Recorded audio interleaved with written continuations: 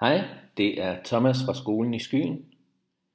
Jeg vil nu vise, hvordan du henter Geodatastyrelsens Danmarkskort til Minecraft ned på din computer og bruger det i spillet Minecraft. For at kunne spille Minecraft og for at kunne bruge kortene fra Geodatastyrelsen, så skal du naturligvis have installeret Minecraft på din computer. Og hvis ikke du allerede har det, så finder du spillet inde på siden, der hedder minecraft.net. Og her er der et link, hvor du kan købe og hente spillet til både Mac og PC. Det koster ca. 150 kroner. Når du har hentet Minecraft-spillet, og det er installeret på din computer, så er du klar til at hente Minecraft-kortet. Og det gør du inde på Geodatastyrelsens hjemmeside, der hedder gst.dk.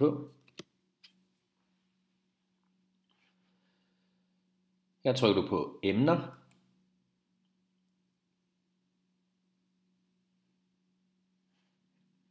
Og så vælger du frie data. Og så er der et link til deres Minecraft side herovre til venstre.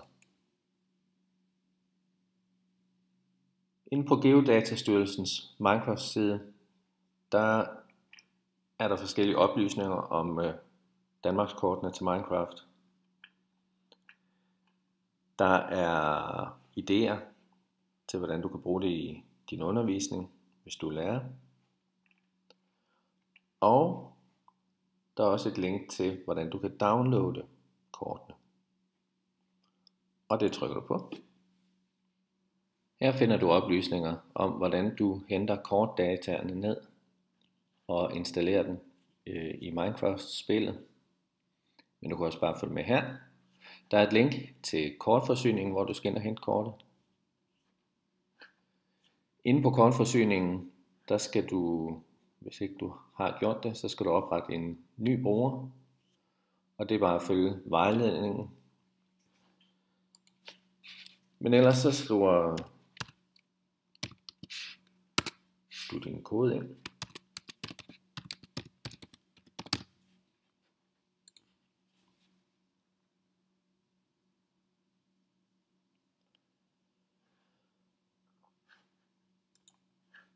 Og så er der adgang til alverdens kort. Du vælger korttype her, og vælger spille Minecraft. Herinde trykker du bare videre på linket her.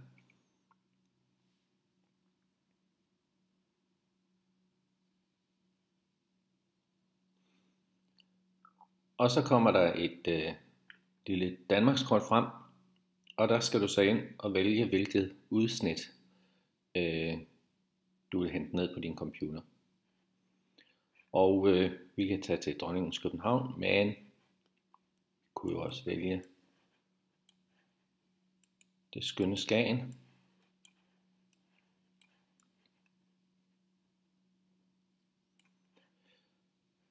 Og nu, når du har et overblik over det udsnit, du vil have hentet ned, så trykker du på næste.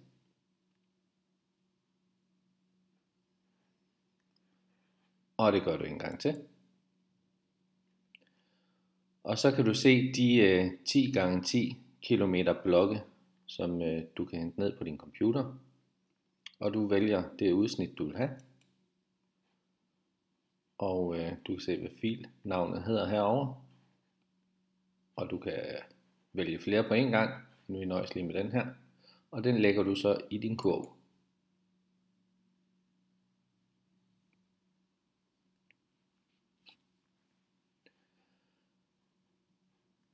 Og så kan du gennemføre din bestilling her. Nu vil jeg trykke på linket. Du kan så trykke her for at downloade dit kort.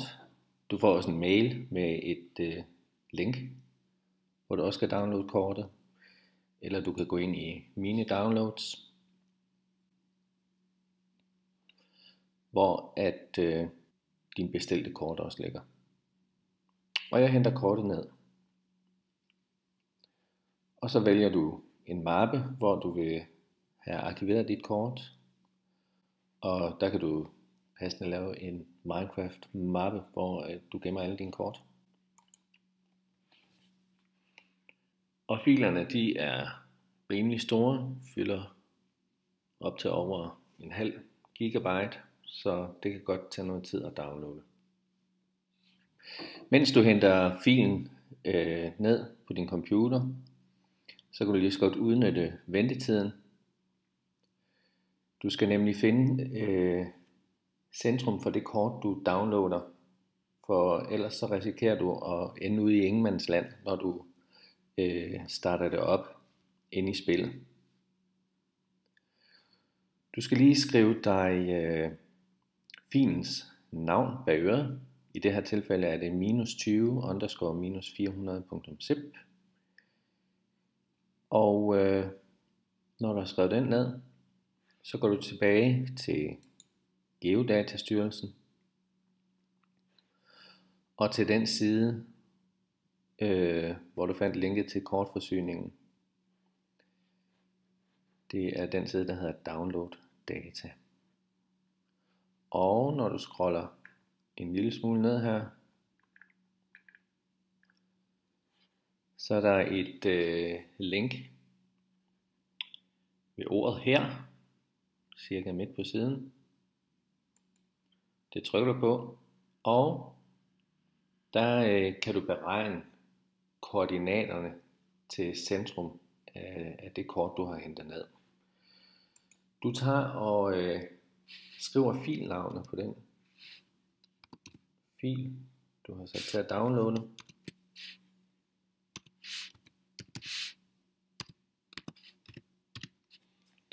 Og trykker beregn.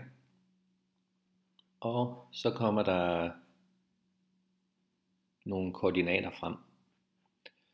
Og der skal du faktisk huske hele den her linje. Du kan også skrive den ned. Og så er det ellers bare at vente på dit kort at downloade. Når din kortfil er hentet ned på computeren, så finder du den lige i den mappe, du har gemt den. Så skal den lige dekomprimeres. Så kan du bare gøre det ved at dobbeltklikke på det.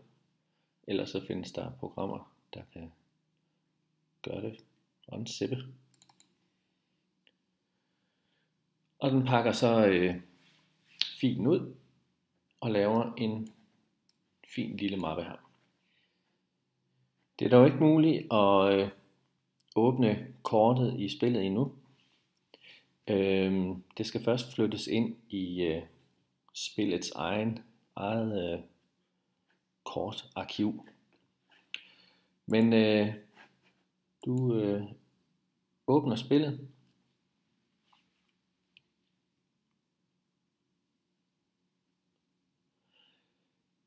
Inde i spillet, der skal du så trykke Edit Profile.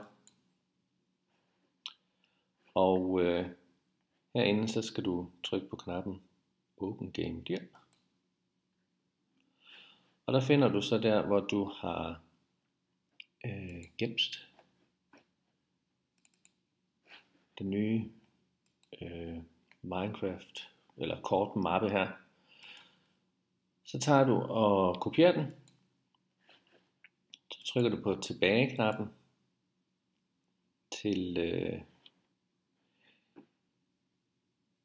der, hvor programmet det starter med at åbne mappen. Og herinde i Saves, der indsætter du så den kopierede mappe. Og den ligger nu her, hvor den skal. Så lukker du bare ned igen. Og ja, så kan du trykke Save Profile her. Og så trykker du Play.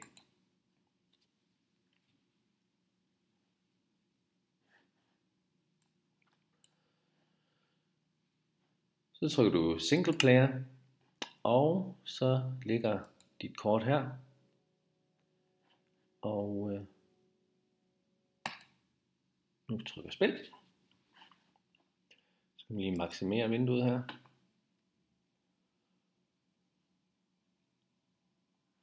Og den henter kortet ned, og til at starte med ser det meget mærkeligt ud. Men så skal du have fat i den oplysning, du fandt før, altså koordinaterne på kortet. Der trykker du lige T, og så kommer der et skrivefelt frem her. Og så kan du, det du skal skrive, det var det der stod hernede. Det er altså i det her tilfælde skråstreg, CP, mellemrum, minus 5.120, mellemrum, 200, mellemrum, minus 19960 og enter.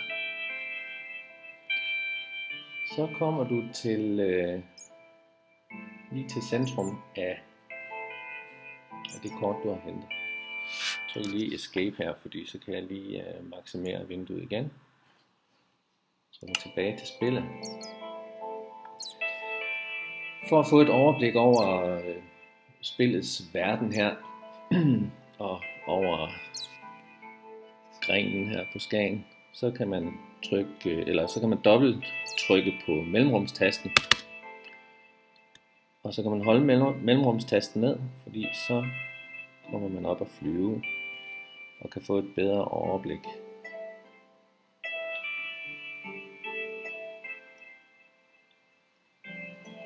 Og så er det ellers bare at udforske området. Og der findes forskellige hjælpemidler på YouTube. Findes der videoer, hvor man kan lære lidt om, hvordan man orienterer sig i Minecraft og bevæger sig rundt. Som udgangspunkt så bruger man W-tasten til at bevæge sig fremad,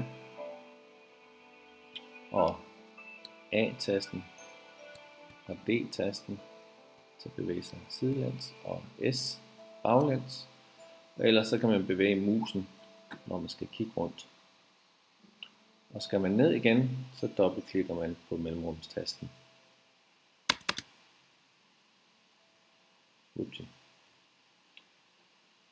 God fornøjelse.